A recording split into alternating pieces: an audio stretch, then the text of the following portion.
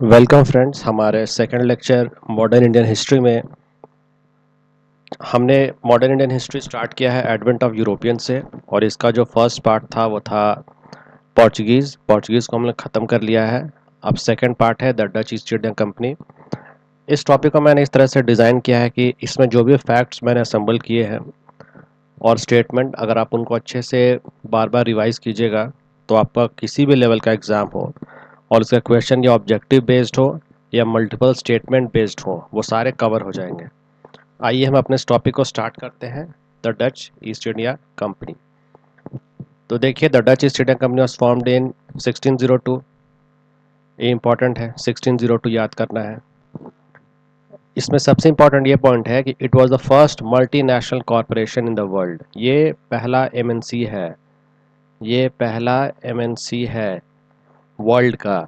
और ये पहली एमएनसी है जिसने first company to issue stocks. तो यहाँ से 2 पॉइंट बन गए, पहला एमएनसी प्लस स्टॉक। ठीक है। The Dutch overpowered the Portuguese and establish their control over the centre of spice cultivation India. India में जो स्पाइस कल्टीवेशन का सेंटर था उस पर डच ने पोर्चुगीज को ओवरपावर किया।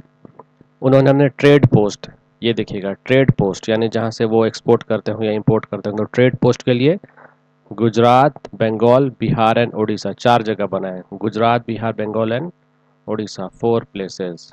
गुजरात, बिहार, बंगाल एंड उड़ीसा। डचों ने अपनी पहली फैक्ट्री मसूलीपट्टनम में 1605, जो कि आंध्र प्रदेश में इस्टेब्लिश की।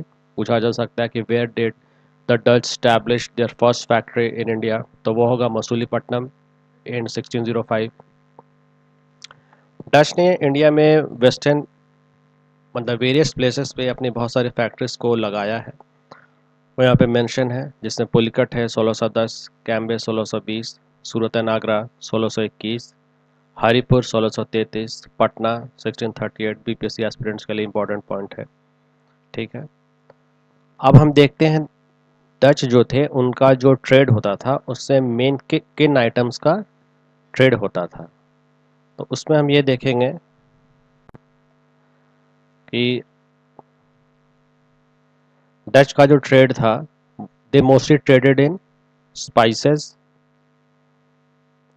स्पाइसेस के बाद है, आप देखिएगा,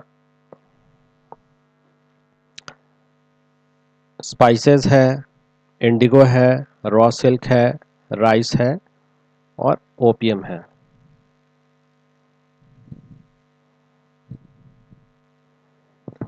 इसको हम फिर से रिवाइज करते हैं। The Dutch mostly traded in spices, Indigo, raw silk, rice and opium. इनका मेजर ट्रेडिंग कौन कौन सा कॉमोडिटी था? स्पाइसेस था, इंडिगो था, रॉ सिल्क था, राइस था और ओपियम था। ठीक है। डच ने एक बहुत इंपॉर्टेंट काम किया फ्रॉम बिजनेस परस्पेक्टिव, वो था जिसके लिए इनको क्रेडिट मिलता है। It was the Dutch who made India centre of textile export. तो क्वेश्चन हो सकता है कि which European power made India the centre of textile export, तो उसका आंसर होगा डच। ठीक है। इनका जो ट्रेडिंग का सेंटर था पहले पुलिकट था, बट लेटर ऑन वो नागापट्टिनम हो गया। जो डच आए थे उनका मेन मोटिव यहाँ पे सेटलमेंट और कॉलोनीज बसाना नहीं था, लेकिन उनका मेन मोटिव था to control over spice island of Sumatra and Java in Indonesia. तो क्वेश्चन बन सकता है what was the main objective of Dutch in India या in the Indian subcontinent. तो इसका यही आंसर होगा, to get control over spice island of Sumatra and Java in Indonesia. ठीक है। Dutch acquired Ceylon from English. Ceylon यानी modern day Sri Lanka. अब एक इंपॉर्टेंट आता है बैटल ऑफ बेदारा, चिंसुरा या हुगली, ये तीनों एक ही बैटल के नाम है। इसमें जो ये है, इसमें इंग्लिश ने डच को हरा दिया था। ये एक डिसाइसिव बैटल था जिसमें डच का ऑलमोस्ट जो सुप्रीमेसी था वो इंडिया में ऑलमोस्ट खत्म हो गया था। तो जो डच का जो लास्ट कॉलोनी था श्री रामपुर, वो उन्होंने ब्रिटेन को 1845 में हैंड ओवर कर दिया। तो एक क्वेश्चन बन सकता है कि when did Danish handed over their last colony to the British. Colony का नाम होगा श्री रामपुर, ईयर होगा 1845। अब डच के समय में बहुत इंपॉर्टेंट बैटल होता है उस बैटल का नाम है बैटल ऑफ कोलेक्कल। ये कोलेक्कल बैटल का हिस्टोरिकल सिग्निफिकेंस बहुत इंपॉर्टेंस है, क्योंकि ये पहला बैटल था जिसमें एक नेटिव इंडियन स्टेट ने एक यूरोपियन पावर को चैलेंज किया, और चैलेंज ही नहीं किया बल्कि उन्होंने डिफीट भी किया। ये था बैटल ऑफ कोलेक्कल। ये हुआ took place in the year 1741। ठीक है। It was basically a military conflict between the kingdom of Travancore, between the kingdom of Travancore. Travancore कहाँ है? प्रेजेंट डे केरला में है। और this battle was notable for its outcome as the Dutch suffered a decisive defeat at the hands of the Travancore forces। ठीक है। तो battle of कोलेकल किसके किसके बीच में हुआ? ट्रैवनकोर, राजा ऑफ ट्रैवनकोर और डच के बीच में। ये बैटल हुआ ईयर 1741 में। ठीक है। डच का क्या हुआ? Dutch suffered a decisive defeat। This battle is notable for its outcome as the Dutch suffered a decisive defeat। ठीक है। ये इंपॉर्टेंट पॉइंट है। सेकंड पॉइंट हम आएंगे, आउटकम क्या हुआ। आउटकम में तो पहले ये हुआ कि डच हार गए।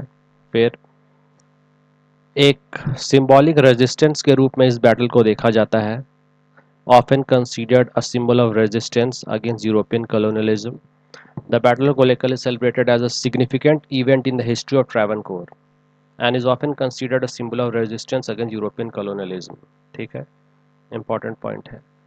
इसके जो महाराजा मार्तंड वर्मा थे, उन्हें क्रेडिट दिया जाता है preserving the independence of Travancore from European control. अगर आप किसी को हराइएगा तो आप ऐसा वोन कीजिएगा तो आप अपने टेरिटरी को प्रोटेक्ट कीजिएगा। ठीक है। यहाँ पे एक और इम्पॉर्टेंट पॉइंट है, वो पॉइंट है कि जब ये बैटल हुआ तो जो डच का जो एडमिरल था, डच का जो एडमिरल था, he was captured he was captured by the forces of Travancore। और ये फाइनली जो ट्रैवनकोर का आर्मी था, ट्रैवनकोर आर्मी को इसने ट्रेनिंग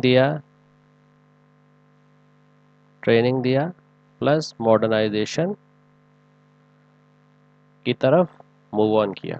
तो डच से यही इंपॉर्टेंट पॉइंट्स हैं एग्जाम पॉइंट ऑफ व्यू से। इससे आप कोई भी किसी भी लेवल का क्वेश्चन सॉल्व कीजिएगा, चाहे वो पीसीएस हो या यूपीएससी हो, आपका सॉल्व हो जाएगा। आइए हम लोग एक बार फिर से इसको क्विकली रिवीजन कर लेते हैं। डच ईस्ट इंडिया कंपनी का फॉर्मेशन कब हुआ? 1602 में। ठीक है। ये पहला एमएनसी थी इन द वर्ल्ड और पहला था कंपनी जिसे स्टॉक इशू किया था। ठीक है। डचों ने पोर्चुगीज़ को ओवर पावर किया, किस लिए? स्पाइस ट्रेड के लिए। ठीक है। उनके ट्रेड पोस्ट कहाँ थे इंडिया में? गुजरात, बंगाल, बिहार एंड उड़ीसा थे। डच का जो पहला फैक्ट्री था वो कहाँ पे था? मसूलीपट्टनम, 1605, आंध्र प्रदेश। डचों ने इंडिया में वेरियस लोकेशंस पे फैक्ट्री बनाई थी, वो आप यहाँ पे देख सकते हैं। इंपॉर्टेंट, पटना 1638। डच जो ट्रेड करते थे, उन ट्रेड का मेन आइटम्स क्या था? Spices, Indigo, raw, silk, rice and opium था। ठीक है। डचों का एक इंपॉर्टेंट कंट्रीब्यूशन क्या था? उन्होंने इंडिया को टेक्सटाइल एक्सपोर्ट का सेंटर बनाया। ठीक है। ये हमने देख लिया कि priority of Dutch was not to establish settlements in India but to get control और स्पाइस आइलैंड और Sumatra and Java in Indonesia. ठीक है। बैटल ऑफ बेदारा इंपॉर्टेंट है, जिसमें इंग्लिश ने डचों को हरा दिया था। डच का जो अंतिम कॉलोनी था श्रीरामपुर, उसे उन्होंने इंग्लिश को हैंड ओवर कर दिया था 1845 में। ठीक है। उसके बाद बैटल ऑफ कोलेकल के बारे में हमने देख ही लिया, ये फॉर्ट हुई थी 1741 में between Dutch and the king of Travancore, Raja Marthanda Varma, जिसमें राजा मार्तंड वर्मा ने डच को हराया था और उनके एडमिरल को कैप्चर किया गया था, और उसी एडमिरल ने बाद में वहाँ की आर्मी को ट्रेनिंग दी और मॉडर्नाइज किया। Thank you guys very much. Hope आपको लेक्चर पसंद आई होगी।